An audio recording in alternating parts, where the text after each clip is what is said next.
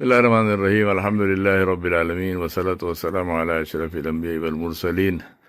Muhammadur Rasulullah sallallahu alayhi wa ala alihi wa sahbihi wasallam tasliman kathiran kathira. Amma ba'du, my brothers and sisters, that is the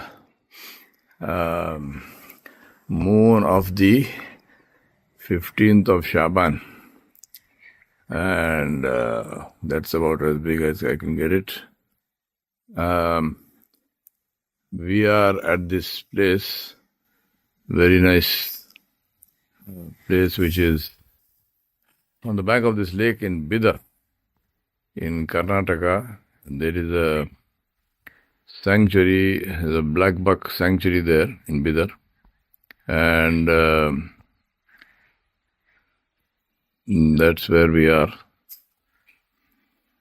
Some photos also I will upload in due course, inshallah.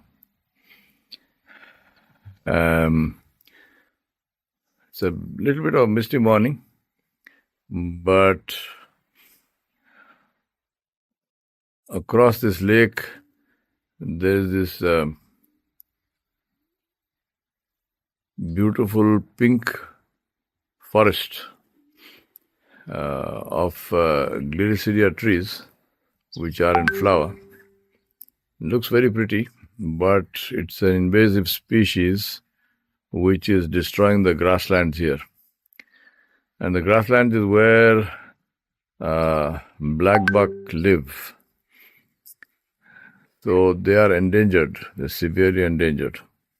There are two things that are the biggest source of danger for them. One is the destruction of the trees, and the second one is our Indian pie dogs, which prey on their fawns, especially newborn ones, which are completely helpless when they are born. Of course, once they stand up and start and get firm on their feet, then dogs can't catch them. They're very fast. But that period of some minutes, maybe an hour or so, is extremely vulnerable. And dogs are dogs. I mean, they know they are pack animals, they're predators, they hunt in packs. They know when the deer are dropping their fawns, and they are waiting. And that's the tragedy that unfolds. Alhamdulillah, this also shows how much value water adds to not just the picture, but to life itself. We are in a very dry, deciduous forest. If you look at it, here, this is how it is, very, very dry and deciduous. This is a secondary forest. This is not the primary forest here. This is something which is partly what has grown up and partly which has been planted. But anyway, forest is forest, and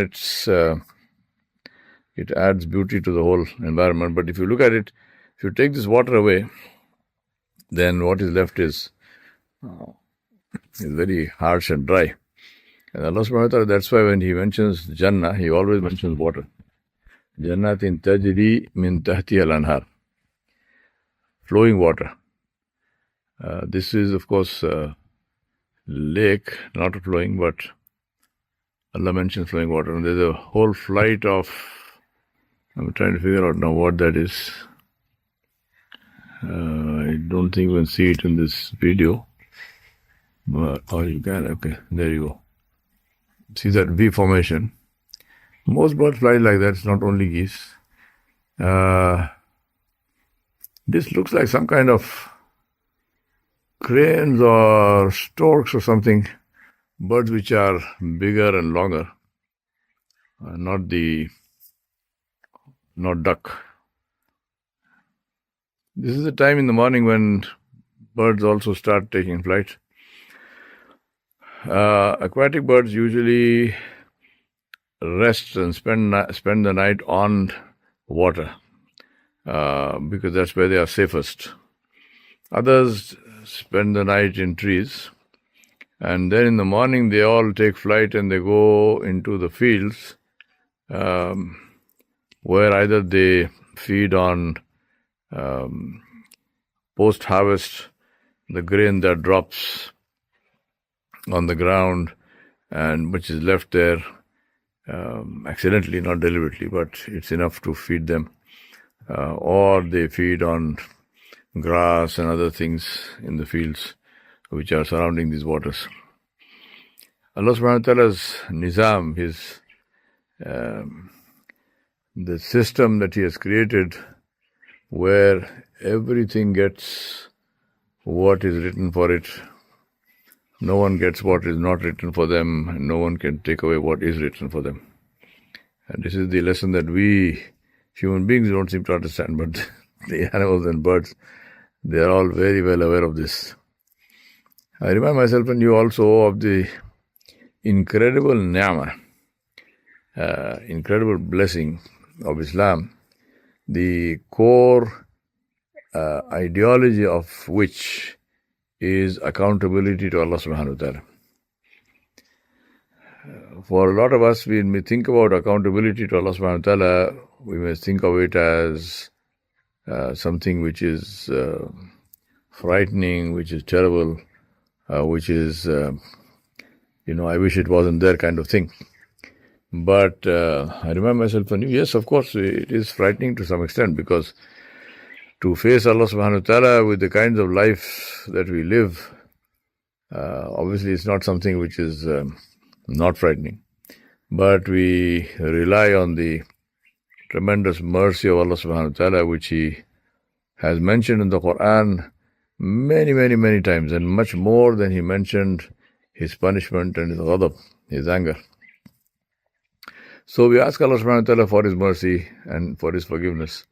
And we ask Allah to correct our ways in this life so that we become eligible for His mercy and His forgiveness. And even if we are not eligible, we ask Allah subhanahu wa ta'ala to forgive us anyway, because it's only Allah subhanahu wa ta'ala who can be that generous, who can forgive even those who patently deserve punishment.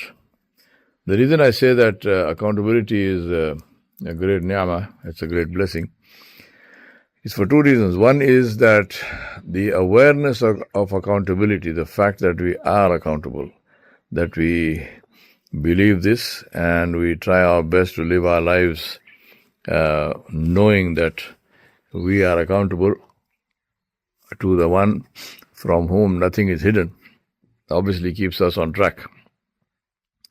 I'm not saying that necessarily threat of punishment is the only reason one should have to be on track. We should be on track for the love of Allah, for His mercy. But it helps to know that, there is another aspect to this where we better watch out. The other reason why accountability is in my view, such a enormous ni'mah of Allah subhanahu wa ta'ala is that with accountability, when we look at accountability is not punishment alone. Accountability is also the mercy and the reward from Allah subhanahu wa ta'ala.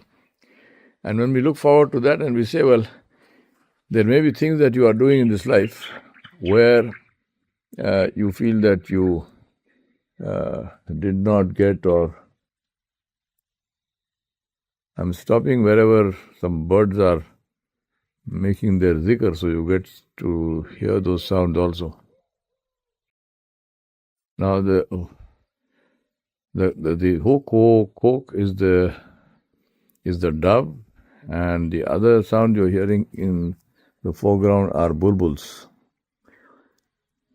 So the Allah subhanahu wa ta'ala, when we talk about accountability, we're looking also at the reward.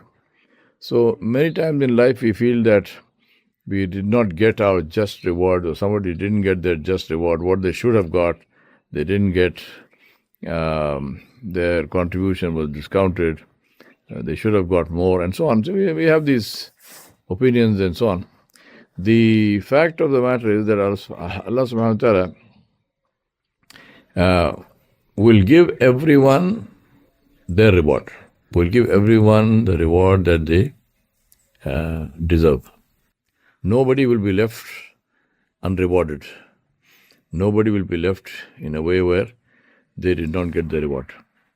So therefore, that's the other aspect of accountability, to know that alhamdulillah, inshallah, we will get our full reward.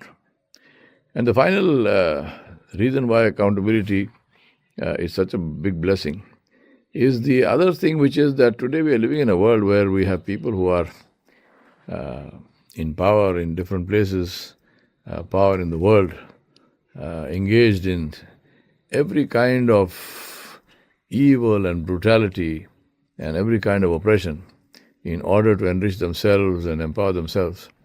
And for a lot of them, if you look at their lives and so on, they live and they die. And Henry Kissinger is a classic example. Lived for 100 years and died.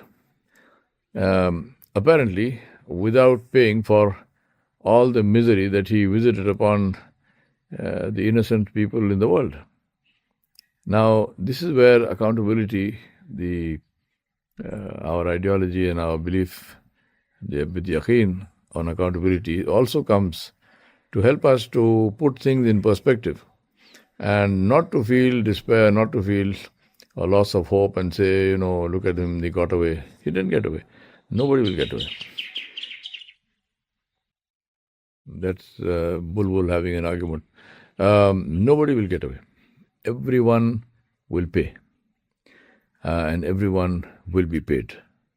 And I think this is the beauty of the concept of accountability. And that's why I say that if the day of judgment, and if accountability was not fact, if it wasn't haqq, then humankind would have to invent a philosophy of accountability to remain sane in this world. We ask Allah subhanahu wa ta'ala to help us and keep us safe and keep us sane and keep us in His care, fearing no one other than Him. Jalla Jalaluhu. Wa sallallahu ala nabiyil kareem wa ala alihi wa sahbihi ajma'in bi rahmatika ya arhamar rahimin. If you're enjoying our content and want to see more, don't forget to hit that subscribe button and like this video. Your support helps us grow and reach more people. Also, if you'd like to help us produce even more frequent and high-quality content, consider contributing to us on Patreon. Every little bit helps, and it means the world to us. So, share with your friends, and let's keep this journey going together. Thanks for all your support.